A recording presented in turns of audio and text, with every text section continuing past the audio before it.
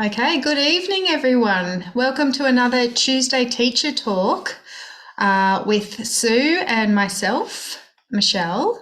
We are teaching together. Sue, do you want to give a little introduction of who we are? Sure. I welcome everyone and thanks for making time to come after a busy day of work. So last week, if you came to our fluency presentation last week, Michelle and I were so busy to talk to you about fluency, we forgot to say who we were. So we are both, classroom teachers that have taken a bit of a sabbatical from full-time classroom teaching to dive deeply into the science of reading and science of learning, but to find ways to communicate that to teachers or help translate all of that information in a way that doesn't overwhelm busy primary school teachers, because we know how busy you are, and that primary teachers are generalists. You know, we don't just teach reading, we teach maths and science and all of the other things. And so, but, you know, reading is so fundamental for children to access all of those other things that we do. We felt that that was really important. So we're teaching together, and we're really lucky. We live in the Macedon Ranges and we live one town apart. So it's kind of like we found our, how do I say this without sounding mawkish? Our reading science soul sister. There you go. That's so we're very lucky to work together. So tonight, along with reading being a big a subject that we're incredibly passionate about, we're equally passionate about building oral language skills in the classroom. So tonight we're going to be talking about accountable talk, which is just one little part of the work that you can do in your classroom on oral language. And if you wouldn't mind moving the slide along, Michelle. I'd like to acknowledge the traditional custodians of the land where we are presenting today, the Wurundjeri people, and pay our respects to elders past, present and emerging. We'd also like to acknowledge any other Aboriginal and Torres Strait Islander peoples listening or viewing today. Okay, so please pop stuff in the chat if you need to ask questions, and we will have a bit of time to have a discussion at the end. So we are hardwired for speech, but it's not set and forget.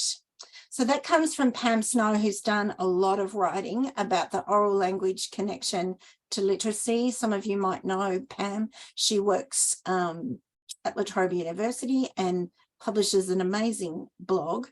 And probably that's the really thing, because often when we're talking about oral language, we talk about it being a biologically primary skill that we're kind of wired in whatever language we learn in to take that on quite naturally. It seems to come naturally, but it's definitely not set and forget.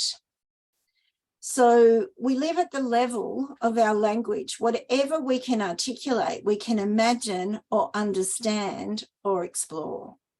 So the dream would be that when children come to school, they all come on an even playing field of oral language, that they have this rich and amazing language that they can articulate and imagine and explore. But we know that that's not true. Children don't all come to school on an even level with their oral language. I'll get you to click on Michelle.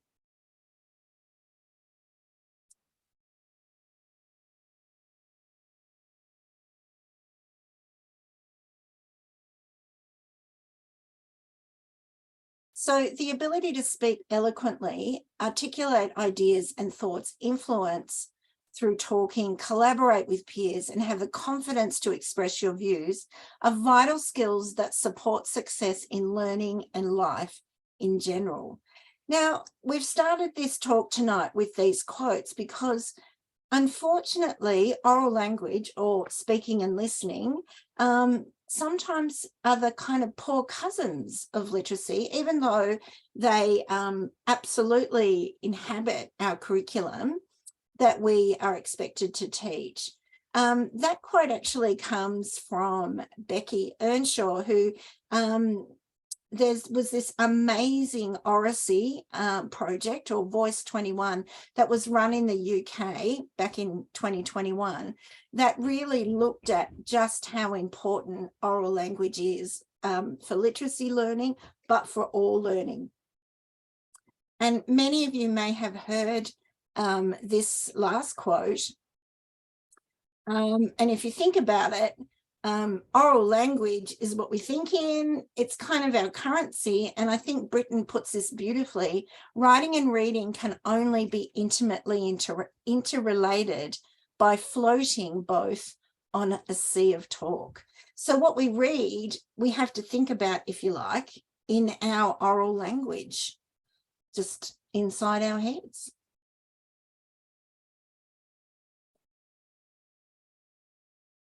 So like I said earlier, oral language development is considered a biologically primary skill. However, children exposed to more complex oral language in the first 5 years of life will arrive at school with a wider vocabulary and more comprehensive ability than those who have not been so exposed. So there really is, can be really significant deficits for some children in their language and their vocabulary before they come to school. Sorry, and Michelle is very good to keep moving me along so I don't wax lyrical too much. Students No, it's not that, Sue, sorry. No, it's hard when you've got the control. It's hard to know where to jump in and keep moving the slides along. Keep moving me along. And these ones are quite closely related. Yeah. Students who come to school from low socioeconomic backgrounds often have below average language skills. It's school's responsibility to help them acquire the skills they will need to be successful throughout their lives. And Michelle and I were talking about this on the way to work this morning. The thing is, if these children from these backgrounds are coming to school with low language, if we don't teach it, where are they going to get it from? So speaking skills must be taught rather than simply caught by a fortunate few.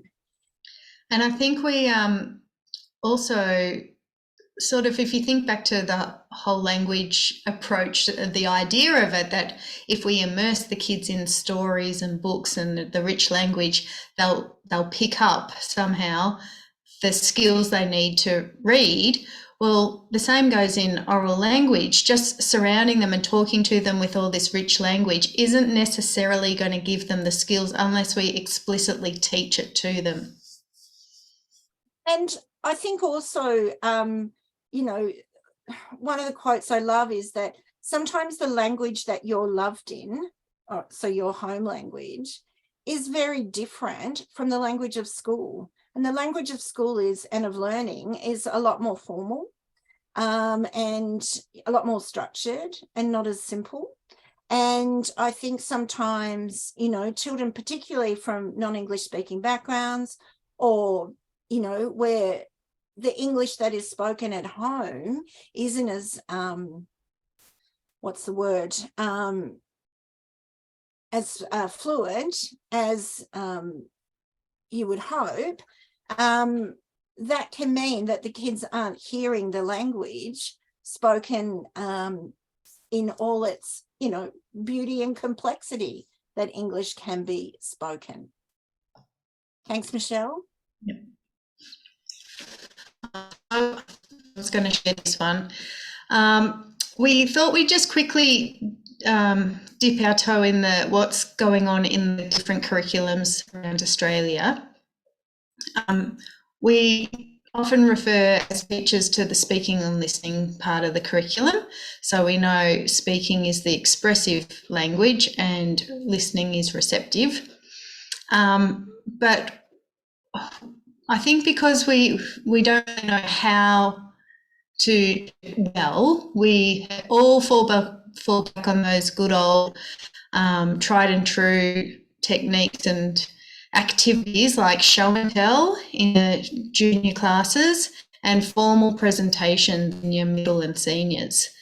But there's so much more that we could be doing to really enhance the students' learning in the area of oral language. So the first box here on the left is just a snip out of the Victorian curriculum, which is where we are. And it just mentions that you could be discussing texts in which characters, events and settings are portrayed in different ways and speculate on those reasons. And in interacting with others, listening to and contributing to conversations and discussions to share information and ideas and negotiate in collaborative situations. And to use interaction skills, including active listening, clear, coherent communications. What year is that, So Michelle? we kind of, sorry. oh gosh, I think that's Grade 2. two. Yep. Yeah, 2. Yep. So here in our middle one was the new Australian curriculum, and it's one of the many areas is to listen for key points and information, to carry out tasks and contribute to discussions, acknowledging another opinion, linking a response to the topic, and sharing and extending ideas and information. So this one beautifully links in to what we're covering today in our accountable talk. And the last sample was from the New South Wales curriculum. And you can see it's talking about initiate as well as listen and respond in partners and group conversations, using a range of strategies for effective dialogue. Oh, manage diversion from a topic. That's a tricky one. I think this might have been a slightly older grade level. Sorry, I didn't put those specific things in there. So let's move on. Sue, do you want to take it from here? So what we are talking about today, quite specifically, is, well, what is accountable talk? It's a routine where students are explicitly taught how to express themselves and respond during a discussion.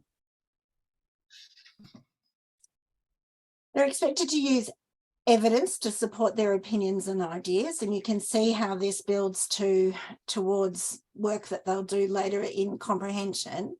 They are shown how to engage in respectful conversations, and they learn how to be active listeners. And just about like, and they are encouraged to be, this is the important one as well.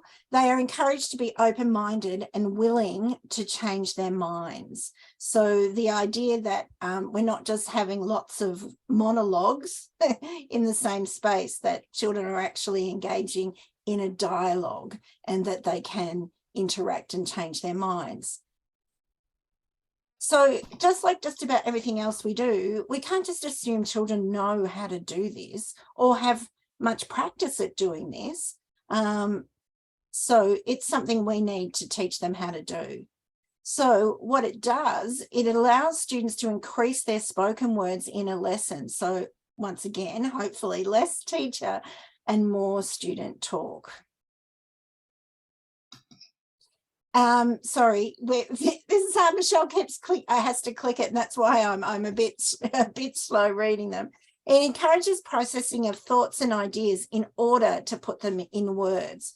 So if you think about the process of coming up with an idea, pulling what you know from your long-term memory, you've got to drag it into your working memory, and then somehow you've got to put it all together into an articulate sentence to make sense. That is amazing when you're asking students to do that about their learning. So they're retrieving information that they've taught and hopefully have learned, and they're bringing it out, they're reorganizing it, and they're reprocessing it. So that for children to be, I'm sure I'm not telling you anything you don't know, that being able to process it and communicate it is a really powerful way to keep the learning or make the learning stick more in their long-term memory. It increases opportunities to use and expand upon new vocabulary. And absolutely gives students the chance to learn from each other. And the hope is obviously that it increases student confidence and their agency within the classroom. So the big ideas in accountable talk is that we deconstruct and teach discussion. And probably the most important thing is we give them something to really talk about. Oops. So we need to plan for it. It's got to be part of your literacy plan. And we need to teach listening too, because that's the other side of it. And just like we talked about, if you were here last week for the fluency, it won't just happen. You have to create the routines. It's going to seem really clunky at first, but then you practice and practice and practice. So the routine becomes automatic. Now, I was just going to quickly hold up the book because I feel like I've adapted a lot of those from this book. So hopefully that's showing up and I'm on the little screen here now, which we will reference this at the end of the slides too.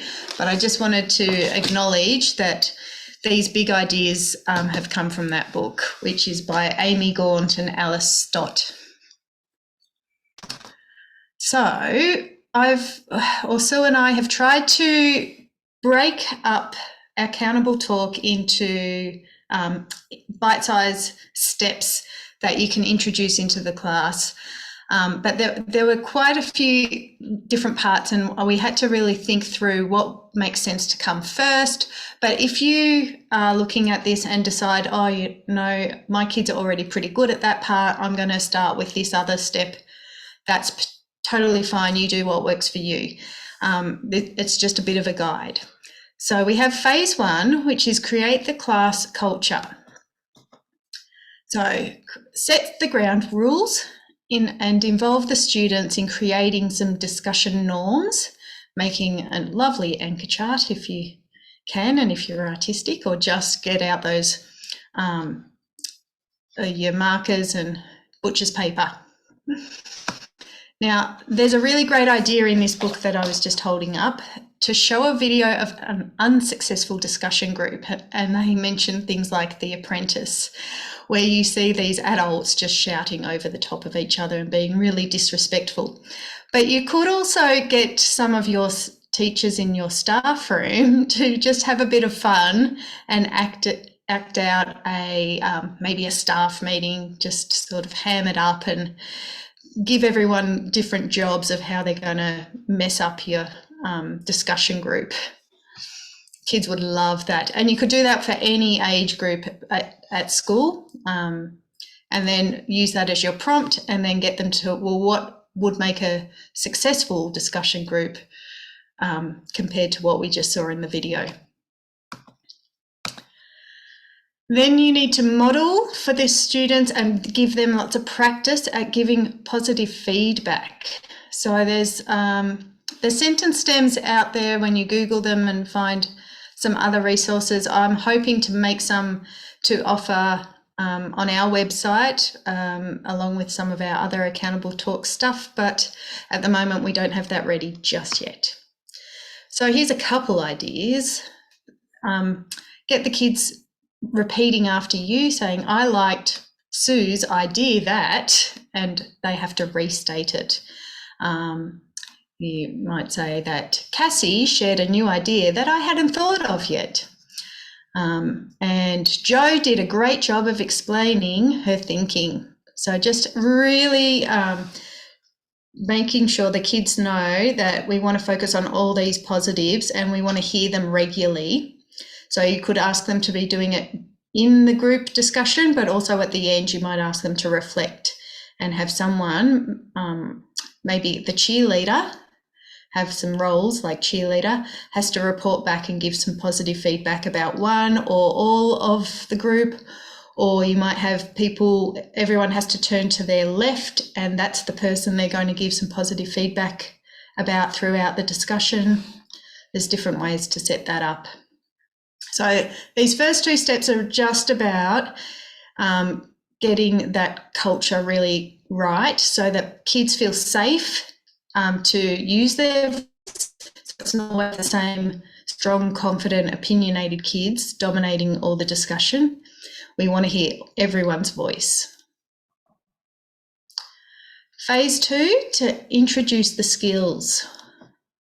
So you would introduce accountable sentence stems, just one or two at a time. Now, we have some resources with some of these stems, but there's actually loads out there when you go onto Teachers Pay Teachers or any of those sites. And you can introduce these before you even get to having some real discussion. Just turn it into some drama games. You could say it and have the kids just repeat it back in an echo read scenario so that they can just practice getting the words out of their mouth. And then you can turn it into a bit of fun with some, like, taking on different personalities, or they turn it into a script. So like The Apprentice, you could have a really terrible, disastrous script, and then you could have a really positive, effective, successful discussion, all scripted out. And you could bring that into your fluency part of your lesson too.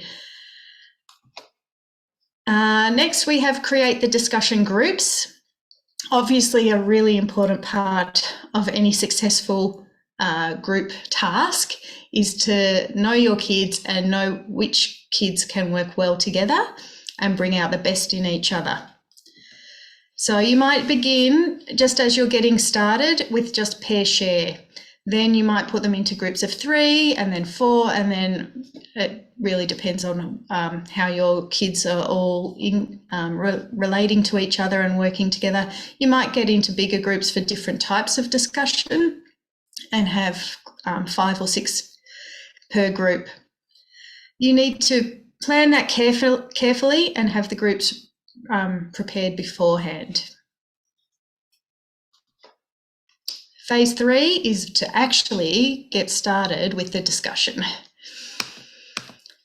So we'll begin with some easy discussion prompts for kids to practice their new speaking and listening skills. So choose something that will allow differing opinions, like what's the best pet? And they would have to say the best pet is a zebra because, and they have to give their reasons. So this is where the providing evidence or being able to provide their own reasons is a really important part of accountable talk. And you can see here, it's not just the discussion prompt that's been provided, I haven't even put the discussion prompt in there. I've just provided the sentence stem. And the next step would be to assign someone in the group to be the cheerleader, or make it an expectation that every group member must give some positive feedback to the person on their left, or however you set that up. So I think we just wanted to reiterate the discussion prompts to start off with really familiar things that the kids are already really knowledgeable about.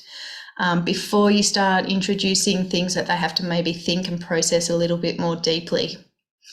So starting with the familiar, then you might move on to analysing the text that you're reading together, or watching a video, or doing BTN and discussing the issues raised in BTN, that kind of thing.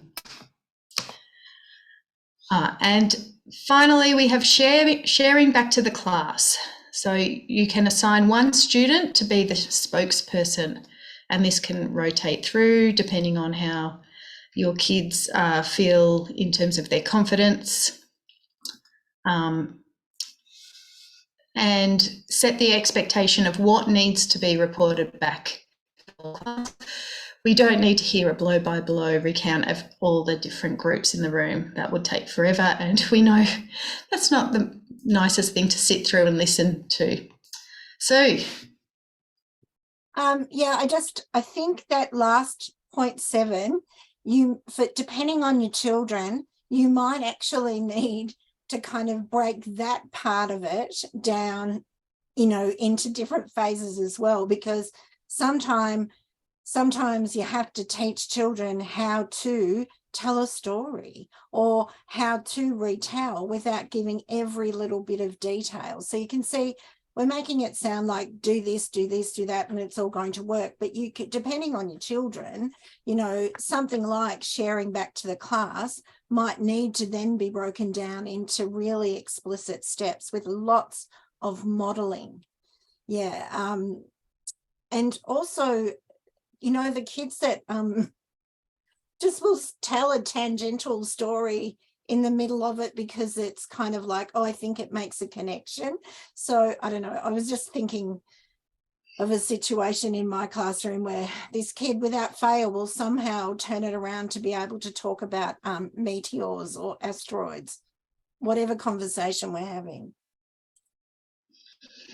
yeah, you're definitely right that you need to sort of, some of these might need to be broken down into even more sub steps and skills, and to explicitly teach them so that the kids know what's expected and to have practiced it. So another important step is just the planning for discussion. So in an ideal world, you would be planning and having these prompts in your weekly program. They could be daily and be relating to any content you are teaching in any subject. So obviously, once the kids just understand the routine and know how to speak respectfully to each other, you could make sure they have all those sentence stems and have a whole bank of them so they know how to select the appropriate one for the right type of comment or discussion. This one's all out of order. But a few ideas of what the discussions could be relating to is having shared stories, especially in those junior grades, like, is Goldilocks a good or a bad character? Because really she broke into the bear's home, so that doesn't sound too good. Then she ate their stuff and broke their stuff, yet she's sort of also portrayed as the victim at the end, got chased away. Using your current events and issues like BTN or whatever's in the paper, familiar ideas that are relevant to the students, and further exploring and discussing content that you're teaching in any of the subject areas. So this can be used in maths, science, history, art, PE, anything, music, all of them. It's a really valuable tool to have set up in your classroom. Sue? Oh, I just have seen it really powerfully used in maths, to express your maths thinking. And there's a couple of videos around out there in the YouTube. So I might, if I can find some videos, because this is what's hard about doing this training, because we can't film children doing it without endless permissions. I'll see if I can find some really great, or a couple at least, of videos of kids actually doing it, so you can imagine your children doing it. Okay, so these are some of the helpful charts that we've created, and we will send you all the PDFs for this. And these are just 3 sort of categories that you could teach your kids. There's prompting further discussion. So when you have a question or want to include someone in the conversation, how you go about doing that. So that's a really good way to make sure that everyone gets a turn at speaking in the discussion rather than the same voices over and over. And There is also clarifying statements. So if you don't understand, then this is how you can ask. So these are the things that the kids don't have these words and phrases already in their bank of spoken language, I guess. They might hear other people say it, but they've probably had no reason to say it themselves. So it's really good to model that and practice it and turn it into dramatization, all of that before you even start giving them some real discussion ideas to talk about.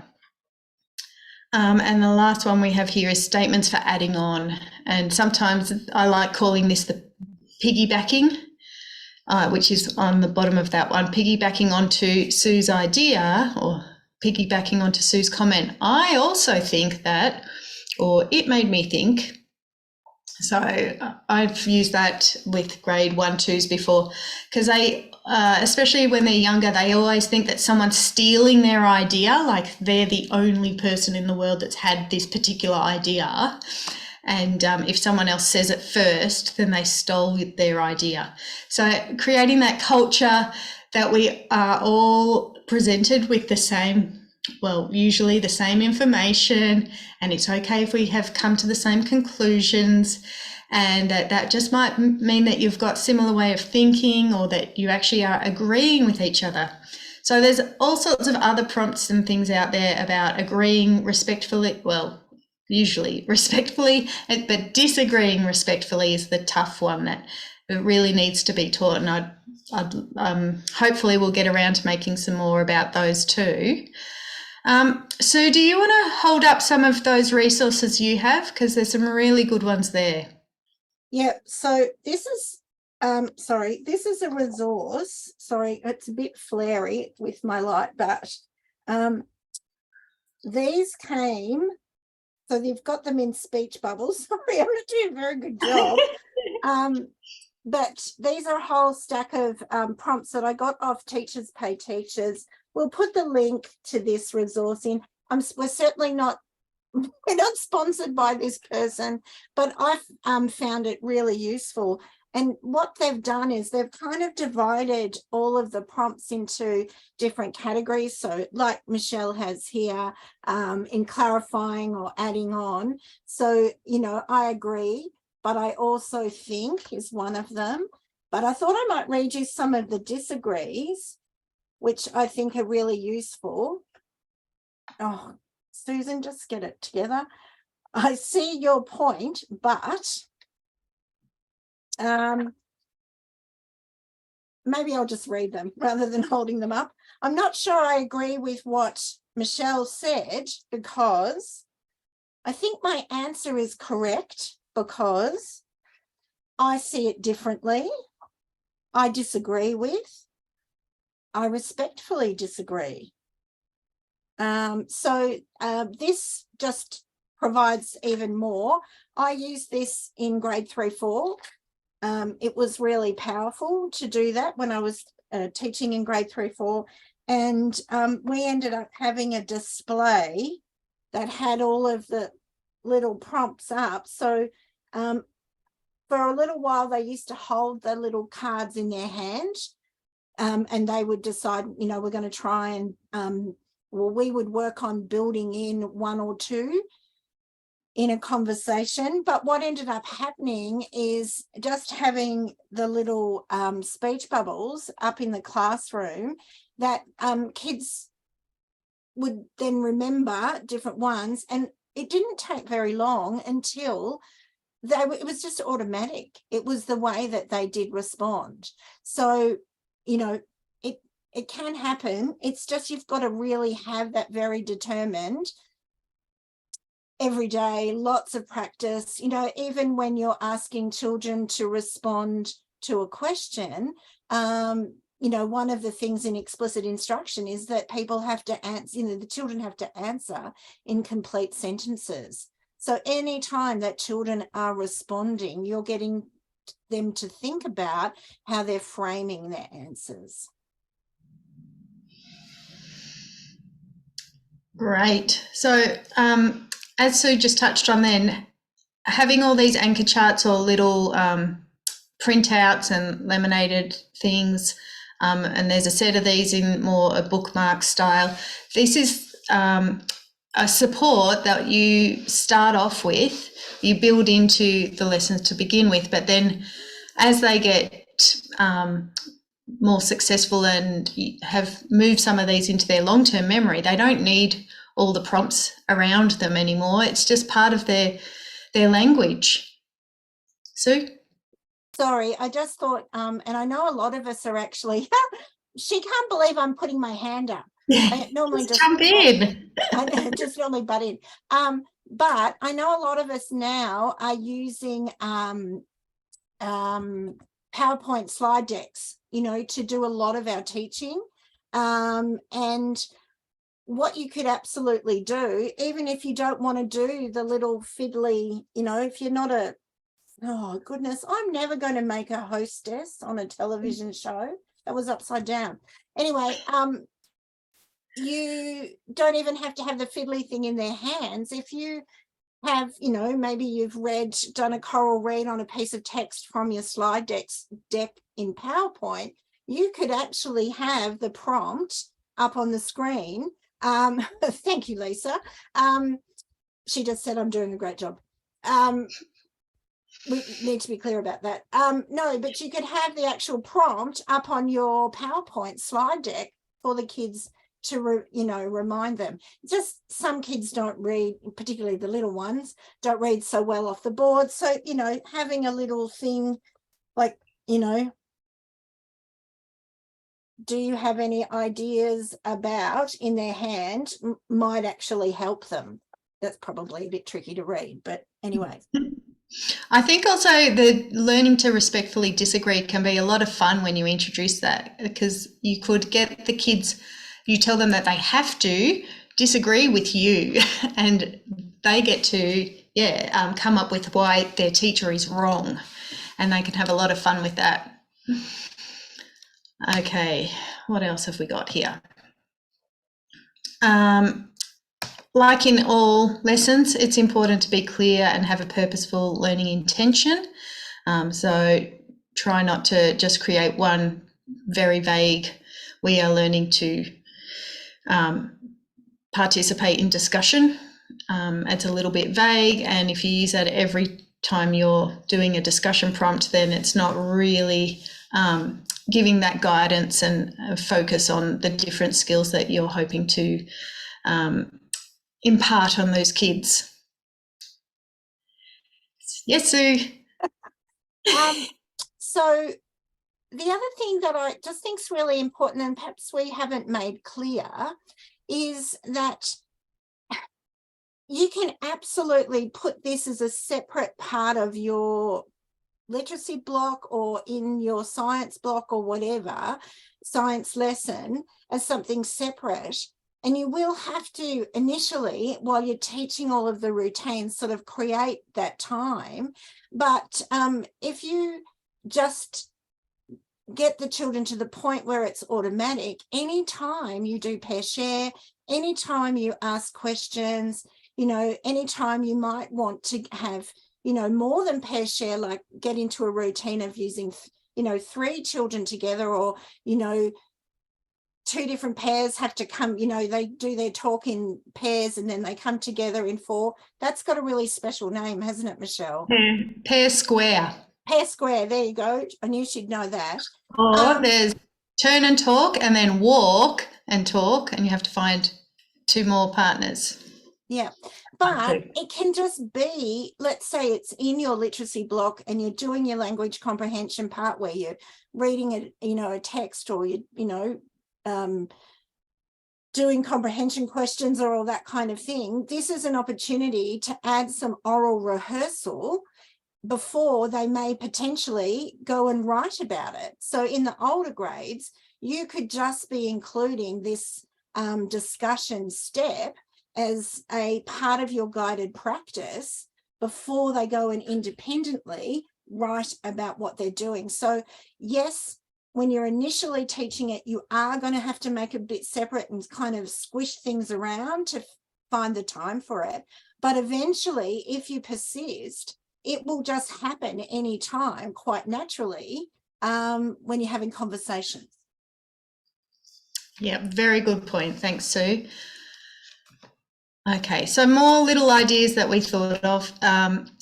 You can, with that positive, safe culture, we have little things that I'm sure you have some positive things in your classroom too, but there's send some shine or sparkle fingers, and everyone turns and gives sparkle fingers to someone after they've done a really great job of like sharing, maybe sharing back to the class, or after someone's given some positive feedback, you can send the sparkle fingers to the person that was receiving that positive feedback. Brave hands. Sue, do you want to explain the brave hands? So Send Some Shine and Brave Hands actually came out of some children I've been working with that were incredibly shy about asking about vocabulary words that they didn't understand, or in fact asking any questions at all. They were so quiet. And so then because I'm a complete ham and carry on like a pork chop, anytime that anyone asked a question, I'd say, brave hands, fantastic, sparkle bump for asking the question. And so then what would happen, how the little ones, they suddenly shoot their hand up as if they've got the answer, and then they sit there going, oh my God, I don't know what to say. So what often the kids will do is while we're waiting for them to put their thoughts together, we send them some shine. Well, so they get a bit of a chance to collect their thoughts. And then one of the other things that we do, and I'll say, but your hand was so brave, you were so brave, we will wait for your response. You can get them to phone a friend. So if they're not quite sure, would you, because you've usually got someone, going, me, you could say, oh, did you want to ask, Cassie to help you answer that question? So a lot of it is really, as you know, and we, don't want to teach you to suck eggs, but so much of this is about creating a safe culture to express yourself. And we probably don't give children as much opportunity as we should to be able to do that. Not if I'm their teacher, because I'm always talking. So I just love another couple things on our list of ideas is that you can easily find made sentence stems out there, as we've already mentioned, and you could film the groups to begin with, and then they can watch them and then give them some time to master some of the sentence stems and get used to all the skills, and then film them again and they can compare and see how much they've grown.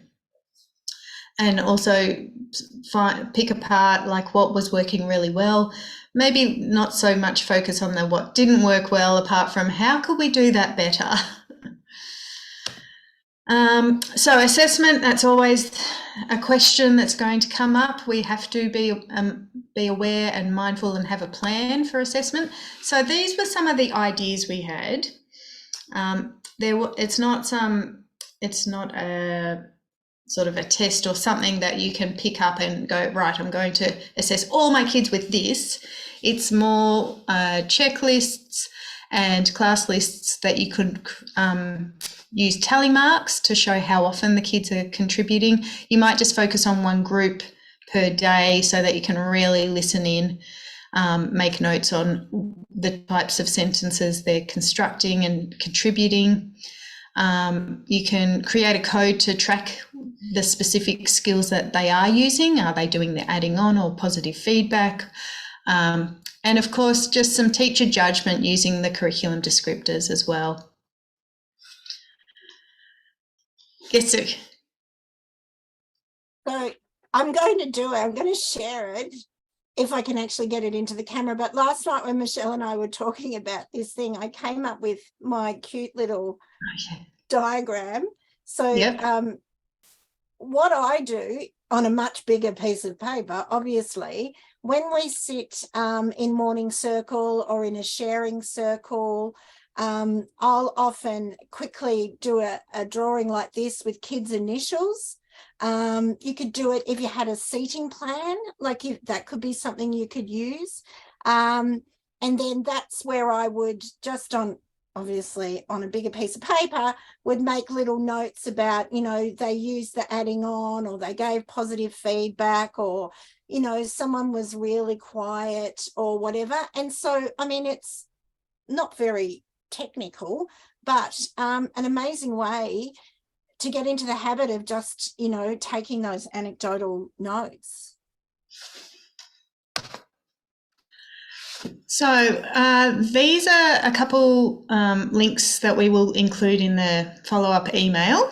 This oracy in the classroom, which you can just quickly Google on YouTube, or as I said, we'll be sending you the link, but it's a 6-minute video and it just blows your mind about how well these kids can speak and just how vitally important it is that we include time for oral language and we actually plan for it well in our classroom and support these kids. The second link here is called Education to the Core, and it's a blog called How to Empower Primary Students Using Accountable Talk. Now, I just found this in some of my research preparing for tonight, and it was a really nice, easy blog that laid out how to implement the accountable talk. So it kind of covers what we've gone through tonight, but it's also fleshed out a little bit more. It might answer a few of those extra questions that have popped into your head throughout the night. And it's just a place to go back and have another read to get those ideas and on how you're going to implement it. So one final thought. When students are provided with opportunities to engage in meaningful talk and teachers have a framework to understand and teach it, the impact on learning is profound. So that was from this book, Amy Gaunt and Alice Stott. And like that just says it all. If we do a good job of teaching it, we are giving our kids such powerful skills that they will take with them through their whole life. Anything to add there, Sue? Oh, this stuff gives me wet eyes. Like, to be a citizen, you have to be able to be articulate. You need to work. I mean, if you think about everything we do in our lives, being able to speak, think about that when they go through adolescence and it's all just so awkward and hard. Imagine if they have this foundation, it might make those horror teenage years just a little bit easier. I don't know, like this, I'm incredibly passionate, obviously, about how important it is to be able to express yourself. And we know, like the science, it's real, that the more you can say it, the more that you can write it and read it. So it has a powerful, not only does it give you agency as a speaker, but it will create more agency as a communicator in written language too. So I just think it's fundamental. So the very last thing to show you is where we got a lot of our information from, plus just the years of watching blogs and webinars, or watching webinars and reading blogs and reading all the books that we come across. So these are the ones that sort of informed us tonight. This Effective Instruction in Reading and Spelling is an amazing book, and the chapter on oral language was by Tanya Seri and Pamela Snow. And it was really fantastic stuff. There's also a paper that you can easily find, but I think we'll include in our links, by Deslea Konza.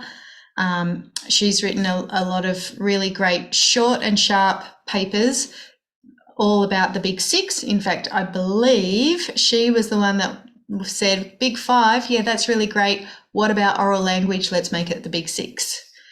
And she does a lot of this work for Edith Cowan, Cowan.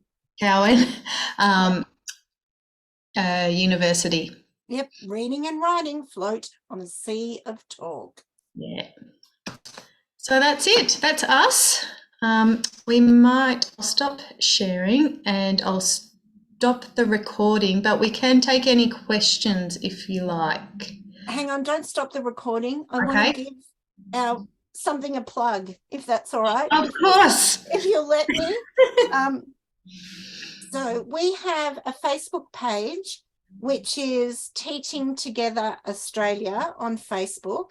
It'd be really nice if you gave us a follow. But we also have just created, it's very new, a Facebook group called Team Teaching Together. And we thought that that is a great place when we come across more resources and things that we think are really useful.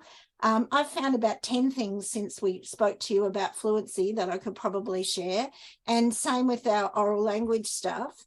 And I also think, I know that we're just replicating other science of learning groups out there, but sometimes they get so big that you feel a bit vulnerable about asking questions. So we want to keep Team Teaching Together small enough for now, and it is, trust me, it's small, that it is really safe to ask a dumb question, because, you know, we are all busting our guts just to do the best for our kids. You know, nobody wakes up in the morning ever saying, oh, I'm going to go to school today and teach reading badly. You know, do we?